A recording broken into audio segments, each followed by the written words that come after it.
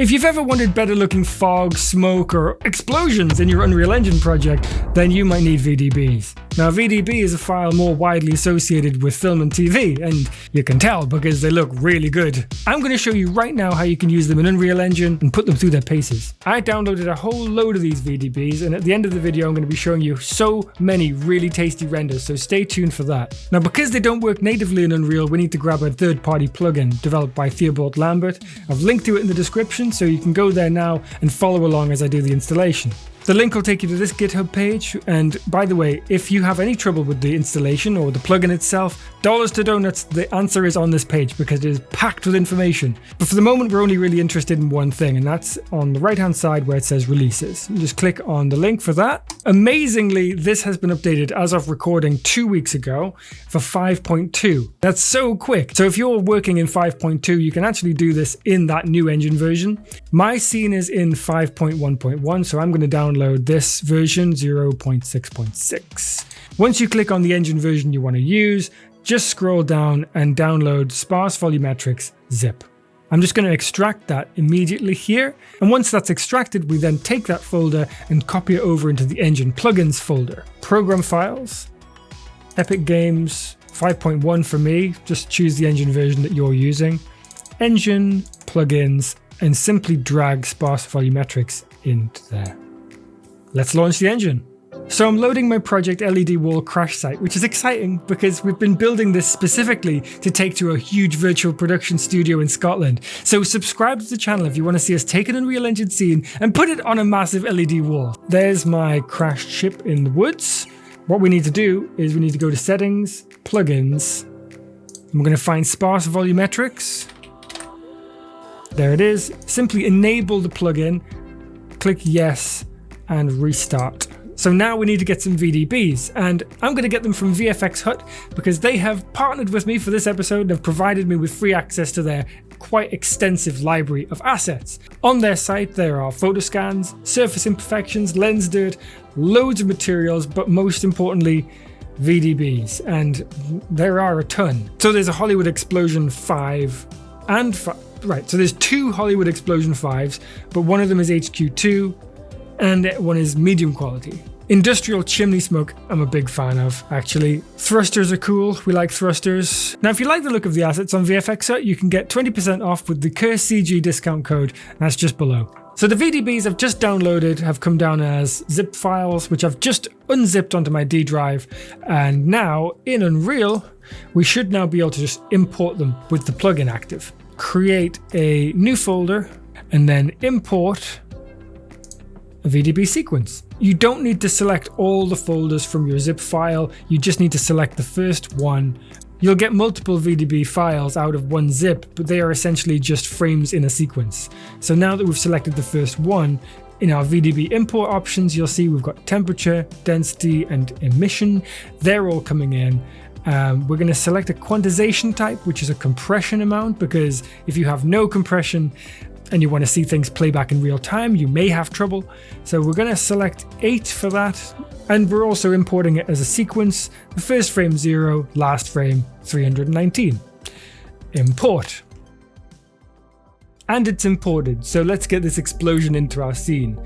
Now the plugin has some special actors depending on whether you're using Lumen or path tracing. So let's go to the add menu. If you go to all classes and type in VDB, and you'll see that there are a few options here. One of them is Material Actor and Principled Actor. Material Actors are used with Lumen, Principled are for path tracing. Now, I'm going to be using Lumen for this scene. Let's click the Material Actor, and it shows up in our outliner. And then all we need to do is link up the density and temperature in the details panel. So I'm just going to drag them over from the content browser. There's the density, and there's the temperature. But where's the VDB? Well, of course, it is an animated explosion, and we're at frame 0 by default. So we need to create a level sequence first. Add level sequence, and I'm going to call this VDB underscore sequence. So now just drag the VDB material actor into your sequencer and track VDB sequence. So now when we play through, it should just show up. And there it is.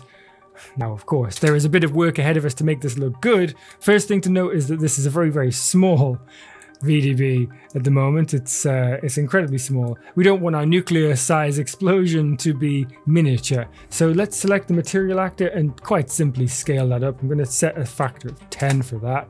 We're just going to drag it in the viewport into position. Okay, so I've popped my camera down at a place where I think we're going to be able to see the whole explosion. Let's go through some settings to try and make this look like it's part of the environment, because it quite clearly doesn't right now. I do want improved skylight sampling, which is slow. It's marked as slow. It's already slow. We also can set the density. So I want to set the density a bit higher, something like 100. Now with the density set, you can start to see some of those clouds there. Why don't we push the density even higher, perhaps to 200? According to the documentation on GitHub, the most important settings initially for quality will be your density and the local step size, which is currently set to 4. So I'm going to set that to 1, and that's definitely helped. We don't need the settings cranked up like this at this stage when we're still just messing with the look of this, so I'm going to set those back for the moment. So I like the shape of this thing, but of course it just doesn't look like it's part of the environment. It's white, washed out. What's going on? There's a limitation with some of these VDBs. They only accept the first directional light that you add to your scene and the skylight. So my VDB is of course taking on light from a directional light and skylight. It's taking on quite a lot of light, and that's why it's so bright. But it should be a lot darker because it's in a canyon in the woods, and that's the problem. It's not receiving shadows. They don't receive shadows from anything. So unfortunately, we need to do a few things to tweak that, otherwise it's going to look very odd. So the albedo is set to 1, which is high in any instance. I'm going to set that really low to 0.1. And the other thing that's going on is the temperature is set far too high. What I want from this explosion is oranges. I don't want it to be crazy blue. So I'm going to actually set the black body temperature to 1. So that's dropped right down, which is good. And of course we need to now adjust the intensity of the black body. And I'm going to set that to about 10. Starting to see some flames around the base. If I take the density down, what we're going to do is probably see some of those flames. If I set it to 50, there you go. So you can see early on we're getting some of those big hot orangey flames, and then it just dissipates, which is lovely. The smoke is probably still too bright actually, because what we're looking at is the shadow level in the woods, and this smoke is just quite a bit of a lighter gray. So let's set the albedo lower even more to 0.05, and that is definitely better. And you can see this is a hacky workaround because it's not real shadows. We're just trying to match the environment light correctly so that it looks like it knits together. So now that we've done that, I think I want to put the density a little bit higher to about 100, and I'm going to set the black body intensity a bit higher as well because I want it to be really hot. It doesn't feel hot, it seems kind of a bit tepid. 150 maybe for the intensity. Boom. Okay, I like that now. So it's worth mentioning as well that this plugin is under development, and you can see from Theobald Lambert's Twitter that there are some amazing developments happening. For instance, he's able to get some of these volumetric effects working. Some of them are reacting now to point lights, but only on his local version, not this pre-built plugin. As far as I understand, people are just waiting for Epic to approve the changes. So fingers crossed that that happens, because some of the changes that I'm seeing, some of the videos that are being posted are incredible. I am going to be keeping my ear to the ground to see when we actually have this new plugin version available to us. Now, as you know, I've been downloading quite a few VDBs from VFX Hut and testing them out within this scene. So I've got some really tasty renders to show you right now. Here they are.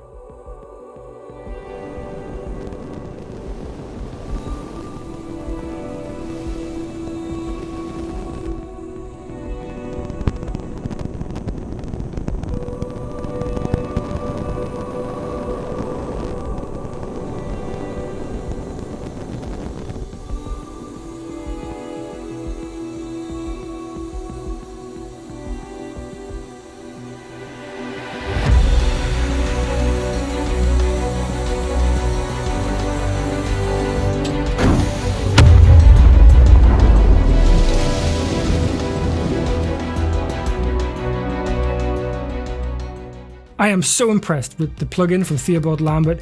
Incredible work. Thanks for joining me. I really hope this was useful. If you've got any questions at all, just pop them in the comments. I'm always active in the comments, and I'll see you on the next one.